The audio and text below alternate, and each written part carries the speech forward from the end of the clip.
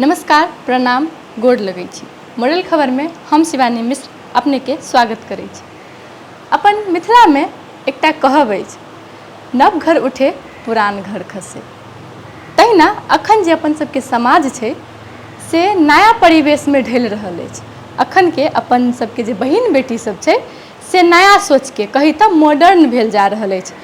ओ सब अपन दिनचर्या में एते व्यस्त छथि कि अपन मिथिला के जे धरोहर सब छै जे विलुप्त भऽ रहल छै ओकर उजागर करऽ के लेल हुनका सबके लग में समय नहि छै। मुदा कहै छै मिथिला अपन गौरव बचाबऽ के लेल कोनो ने कोनो वीर खोजे लैत अछि। ताहि में सँ एकटा अपन सबके बहिन सोनी शाह सेहो अबै छथि जे अहाँके मिथिला चित्रकला में महारथी हासिल केने छथि। हुनकर जे चित्रकला छै जे मिथिला के जे हरेक शब्द जते शब्द नहीं व्याख्या कऽ सकैए हुनकर चित्र व्याख्या करैत रहै छै। तऽ आइ हम हुनका सँ बातचीत करब, हुनकर जे मिथिला चित्रकला के जे यात्रा छै से हुनका सँ सेहो सुनब हमसब। नमस्ते सोनी। नमस्ते। अहाँ आइ हमसब पहुँचल छी अहाँके जे मिथिला पेंटिंग जे अइ जे अहाँ एकटा चित्रकार के रूप में भेल छियै, जे अहाँके मिथिला पेंटिंग के जे यात्रा अइ ताहिके बारे में जानऽ आयल छी से हमरा सबके कहू ई यात्रा अहाँके केना कऽ शुरू भेल अइ? धन्यवाद मौका देवे के लेल। हम चाहिँ 8 क्लास में रहली तहिया चाहिँ हम ड्राइंग करै छली। तऽ एना लगै छलै कि ई ड्राइंग मात्रे छै, एहिके कोनो काम नहीं छै। लेकिन सब कहैत रहलै बाद में तू आर्टिस्टे बनबे करके। सबके एगो चाहना रहलै और एगो देख के भी होइए ना कि फ्यूचर में की करतै जेना चाहिँ रहलै। फैमिली सपोर्ट चाहिँ बहुते करलै। ओकर बाद चाहिँ हम एना अजीत सर के हम चिन्हैत ना रहली बहुत पहले से। लेकिन बात ई छै कि हम एहने करते ड्राइंग सब बनाबैत रहली। एहने करते करते हम SE करली। ओकर बाद चाहिँ तैयो भी हमर ड्राइंग से मतलब इंटरेस्ट खत्म न भेलै। हम करते रहली, कुछो कुछो होइए ना ड्राइंग पारते रहली। मेहंदी सब जरिया ओहि अनुसार सभे करते रहली। एक दिन चाहिँ हम 12 के एग्जाम देली कि तऽ एग्जाम देते देते वापस आबैत रहली, मॉडल कॉलेज में पढ़ैत रहली हम। तऽ वापस आबैत रहली तऽ हमर एगो फ्रेंड रहलै इंद्रजीत सिंह। तऽ उ चाहिँ रास्ता पे होइए ना बातचीत करते आबैत रहे। तखन चाहिँ हमरा उ पूछैत रहलै कि अहाँ अभी कथी कथी करै छी? तऽ हम ये कहली कि करे लागी तऽ कुछो न करै छी, लेकिन बैठल रहै छी तखन पार्ट टाइम।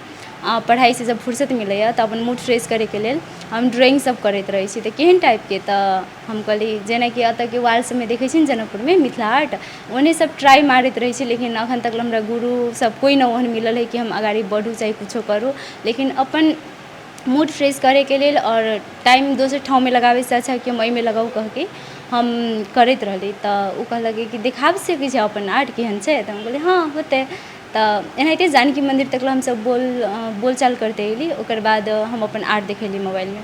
तऽ कहै छै अहाँके तऽ बड़ नीक आर्ट होइए, अहाँ एकचोटी हमर भैया अजीत शाह छै ओकरा से बात करू ना, उनकर ऑफिस भी छै और बहुते बड़का आर्टिस्ट छै, इंटरनेशनल अवार्ड पाके वहाँ अमेरिका में छै अभी।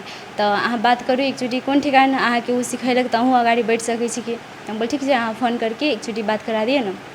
जानकी मंदिर में किस्मत देखू हमर, जानकी मंदिर में फोन लगेलकै तखने कि तखन यहाँ के तऽ डेट वहाँ नाइट, लेकिन सर चाहिँ फोन उठलकै तऽ सर कहै छै की बात छौ कह के बता। तऽ उहे कहै कि हमर एगो फ्रेंड छै एना एना आर्ट करै छै, एकचोटी देख देहु ना ओकर आर्ट केहन छै कह के। तऽ उहे देखलकै सर तऽ कहै छै तू अखन हमरा से बात करे से नीक अखन रात छै यहाँ के, तू एकचोटी अशोक सर से जाके भेट और वहाँ पे बौआ के देखा दे केहन केहन आर्ट छै नहीं छै, कथी कहै छै ओकर बाद हमरा से बात करैहे कह के। तऽ ओही शाम में एग्जाम दे के तऽ आइले रहली, ओही शाम में हम इंद्रजीत से भेटली। ओकर बाद हम अशोक सर से भेटली। तऽ वहाँ पे अशोक सर हमर पूरा आर्ट देखलक जूम कर के कि बौआ केहन छौ कह के, अपने से सीखले छी कि कहूँ सीखले छी या केना बनाबै छी, पेपर कहाँ से लै छी, कलर सब कहाँ से लै छी, कुछो तो होतौ ना तोरा कोनो आइडिया देले से सब तऽ कह के। तऽ आब हम जेहने करले तऽ हम तऽ ड्राइंग करैत रहली, पेंसिल स्केच करैत रहली। ओकर बाद चाहिँ हमर एगो पूजा साथी भी रहल, उ पुलिस में छै। तऽ उ साथी चाहिँ हमरा ई आइडिया देले रहल खास करके कि तू एहि सबसे करे से अच्छा कनी बड़ा में बनो ताकि केकरो गिफ्टो दिए ला हे जतो। तऽ उहे हमरा आइडिया देले रहल कि दराज से एना एना छै मंगा ऑनलाइन और ओकर बाद तू बना एकचोटी ट्राई तो करही हो जतौ कि। तो वो हमरा आइडिया दिले रहल पेपर के कलर के कि दराज से मंगा सब चीज़ मिल जतो और वहाँ से तू ट्राई कर अच्छा अच्छा बनावे कि बड़का खराबे होते तो की होते कम से कम तू ट्राई तो करबे न कह के। तो हम ट्राई करली तो जे होस तखन लगैत रहलै कि हमर ये आर्ट बड़ा सुंदर छै। ओकर बाद हमरा इंद्रजीत से मुलाकात भेल, ई चाहिँ हमरा सर से मिलैलक। तब अशोक सर चाहिँ फोन करलक फेरो अजीत सर के, अजीत सर फोन उठेलक, बात भेल बड़ नीक। तो सर ई डिसीजन लेलक कि ई बच्चा मेहनती लगै छै, ई आर्ट क्षेत्र में बहुते अगाड़ी जाए तो एकरा पे लगानी लगैला से कोनो घाटा नहीं छै, बोलू इनका सिखायल जाए क्लास दिल जाए कह के। तो सर हमरा एगो शायद हम किस्मते से मतलब ओहन गुरु पैली जे कि हमरा पे बिना पैसा लेला बिना कुछो होइ छै न कि हम एते चार्ज लेबो ई लेबो उ लेबो कुछो नहीं, डायरेक्ट आराम से सर कहलक कि बेटा तू परसों से क्लास स्टार्ट कर सकै छी तो कर, तोरे टाइम से हम मतलब 2 घंटा होई 1 घंटा होई हम तोरा अपन टाइम मैनेज करके तोरा हम क्लास देबो कह के। हम कहले हेतै सर। तो हम तखन हम मेकअप आर्ट के क्लास भी लेले रहले मेकअप प्रोफेशनल के। तो सर हमरा इहो कहलक तू कौन क्षेत्र में जेबे से कनी कह कि मेकअपे तरफ लगबे तो तू वही में अच्छा कर करियर बना, वही में यदि तू आर्ट फील्ड में घुस रहल छै तो तोरा वही में टाइम दिए पड़तो, ई न कि आब घड़ी वही में घड़ी वही में तो कहूँ के न रह जेबे। एगो फील्ड में जे करबे जे निक से मेहनत के साथ प्रॉमिस कर कि निक करबे, बिहान जाके आई तोरा पे हम अपन टाइम लगबो तो तू अगाड़ी बढ़बे। तब हमरा खुशी लगते कि हम एहि बच्चा पे अपन टाइम देली सब चीज़ देली तो हमर नाम रोशन करबे तबे हमरा खुशी मिलते। तो होई नहीं एगो तखन कि हाँ हेतै कह के हम सब चीज़ छोड़ के बेसी फोकस आर्ट पे करबे कह के उहे करली। सर हमरा ऑनलाइन क्लास दिए लगल। पहलो सर ई न है कि न दैत रहले लेकिन ओई टाइम में चाहिए ज़्यादा सर 1 घंटा 1.5 घंटा 2 घंटा कहियो जेना सर के टाइम रहते रहे ओना क्लास दिए लगल। ओकर बाद हमरा साथ साथ हमर साथी सब 1-2 ऑनलाइन क्लास करे वाला हो गेल। सर सबके फ्री में करल क्लास, केकरो 1 रुपया न लेले। सबसे बड़का बात वो है कि अभी के ज़माना में आदमी पैसा पैसा करते रहे छै, लेकिन हमर गुरु है कि पैसा के नामो निशान नहीं, ई बच्चा सीखे वाला है तो एकरा सिखायल जाए, एहन छै सर के सोच। ओकर बाद सीखली तो हमरा बुझू न एहन फाइन आर्ट आवे लागी हमरा 6 से 7 महीना लग गेल। लेकिन एना लगैत रहलै जब सीखैत रहली सर सिखाबैत रहलै तो लगैत रहलै कहियो जे सर नीक कह देती तो बड़ा खुशी लगती, केहन सर छै कहियो नीक न कहै छै। तखन तो एना लगैत रहलै कि हम इहे बड़ नीक करै छी, अपना तो न पता रहलै शायद हमर गुरु कैला न निमन कहै छै, शायद आइ तहिए निमन कह देले रहती तो शायद हम अतऽ न रहिती। सर हमरा कहियो न निमन कहलक, कहियो न, एहि के लागी कि हम अगाड़ी बढ़ो। ई सुनेला तो रस गेल रहलै कान कि काश हमर गुरु कहियो जे नीक कह देती, लेकिन कहियो नहीं। कहियो काल तो हिम्मत हार जाइत रहली कि नहीं आब हमरा से न होते, डाँट दैत रहल कहियो काल तो लगैत रहलै आब हम करबे न करबै, छोड़ दै छी, हमरा से आब इहो पेशा नहीं है वाला है, छोड़ दै छी।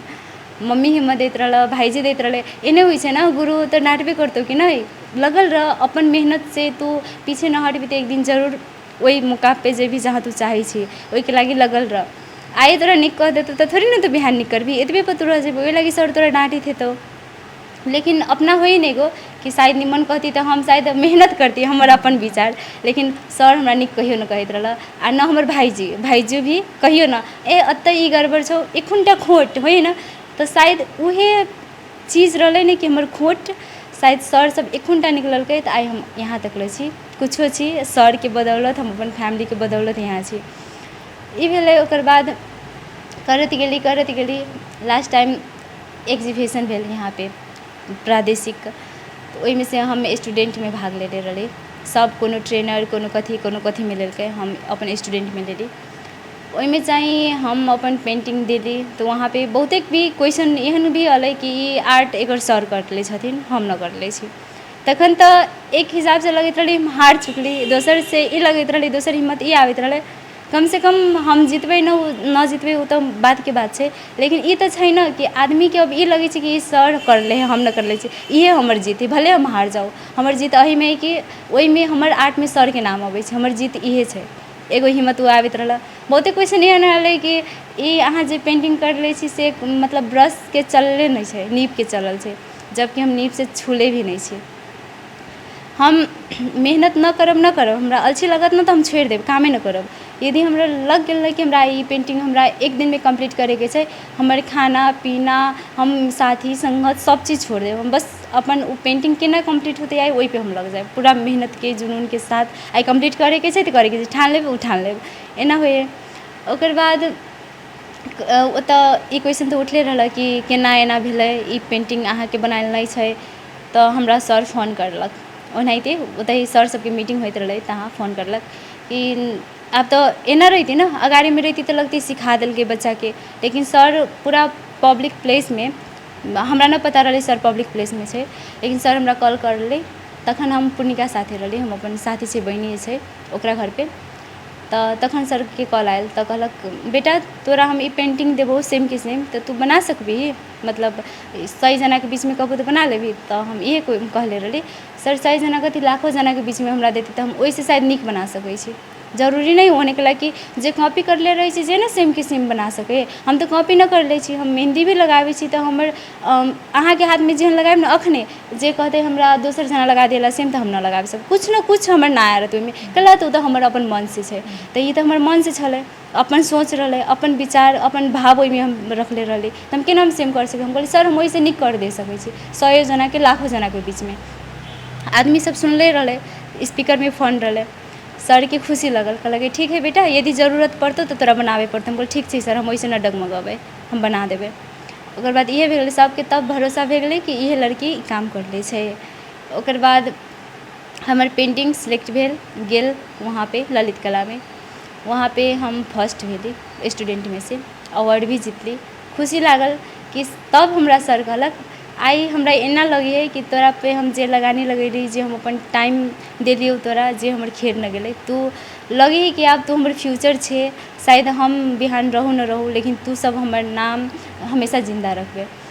ई सोच हमर सर के और जे सर के हमर प्रति के भरोसा छै, विश्वास छै, से हमरा लगे छै कि शायद हम हमेशा सर के भरोसा जीतते रहू और कहियो हमर भरोसा न डगमगाई कि हम ई न कर सकै छी। आब ई छै कि हमरा बहुत अगाडि बढ़ेके छै, एतबे पर हमर लिमिट नहीं छै, एगो अवार्ड जीत लेली ओहिसे हमरा कथु नहीं छै। अब हमरा ई अवार्ड हौसला देलकै कि हम अब हमरा जे अब अभी के आवे वाला यूथ सब छै हमरा देख के भी कुछ सीखस, और जेनाकि एहिमे स्ट्रगल बहुतेक छै, ई नहीं छै कि ई देखते कोनो तो कथी पेंटिंगे छै सिर्फ, लेकिन जब भी करे जाए है ना तखन पता चले, जब मेटावे पड़े ना बार बार कि एतऽ मिस्टेक छै ओतऽ मिस्टेक छै, ई न मिललै, हाथ न मिललै, नाक न मिललै, मुँह न मिललै, हरेक चीज देखे पड़े छै। एकटा छोटका मिस्टेक ओहिमे पता चले कि हमर एतऽ मिस्टेक छै, ई छै उ छै। जखन अहाँके कोनो कह देत तऽ एना लागत कि हमर मेहनत बेकार भे गेल, लेकिन फिर बाद में सोचब नहीं मेहनत बेकार न भेलै, ई ठीक छै, ओकर उ हमर गलती निकललकै एहिके लागी कि हम एहिमे औरो मेहनत करू, और मेहनत करबै तऽ ई हमर निखरतै, हमर मेहनत निखरतै। ओहने कर करके हमर ई भेल। में एकटा आरो प्रश्न करऽ चाहब, ई जे अहाँके जे मिथिला पेंटिंग सब है जी से बनाबऽ में अहाँके एकटा पेंटिंग बनाबऽ में कते समय लगे? जे एना छै पेपर के साइज पे डिपेंड पड़े छै, जेना कि अहाँ देखेबे कलिए अहाँके औरो पेंटिंग सब, जते बड़ा साइज जते बड़ा ज़्यादा टाइम, जते छोटा पेपर छै ओते कम टाइम, एना छै। दुइयो दिन में कंप्लीट ओ जे सबसे बड़का वाला जे पेंटिंग छल ओ बनाबऽ में कते टाइम लगे? अहाँके 15 दिन लग जायत, 15 दिन 15 दिन डिटेलिंग सहित। जी अहाँ एखन सिखबे करै छी कि आब सिखेबो करै छी? हम एना छै कहियो कहै छै ने कोनो भी अहाँ काम सीखै छी ओकर अंत कहियो न रहै छै, अहाँ कतबो सीखब तऽ अहाँके लागि ओ कमे रहत। ओहिके लागि हम ई न कहब कि हम न सीखै छी, हमर गुरु हमेशा नया नया चीज हमरा सिखाबैत रहै छै। ई आइ एहिमे ई चीज थब्बे तऽ शायद तोहर नीक होतौ, एहिमे ई चीज थब्बे तऽ तोहर नीक होतौ। ओहिके लागि हम हमेशा नया नया चीज सीखते रहै छी, और मौका मिलै छै सिखाबैके तऽ हम ट्रेनिंग सब भी दै छी। आरो एना तऽ ई बहुत गुण छनि इनका में, अहाँके मेहंदी आर्टिस्ट, मेकअप आर्टिस्ट आ संग संगे ड्राइंग आर्टिस्ट सेहो छथि ओहो मिथिला पेंटिंग के, जे अहाँके सबसे बेसी हार्ड मानल जाइ छै ने मिथिला पेंटिंग के। तो बहुत खुशी लागल अहाँ से बात कऽ कऽ, आरो जे हेतै तऽ फेर कहियो आयब बात करब फेरो। धन्यवाद अहाँ हमरा ई मौका देली। अहिना नयका नयका जे क्षेत्र सब छै, युवा सब अपन मिथिला के धरोहर बचाबऽ में कतऽ के सब लागल छथि, हमसब खोजी करैत रहब, ओकरासँ बातचीत करैत रहब। तो हमरा सबके संग अहिना जुड़ल रहब। हम शिवानी मिश्र अपने सबसे विदा लै छी।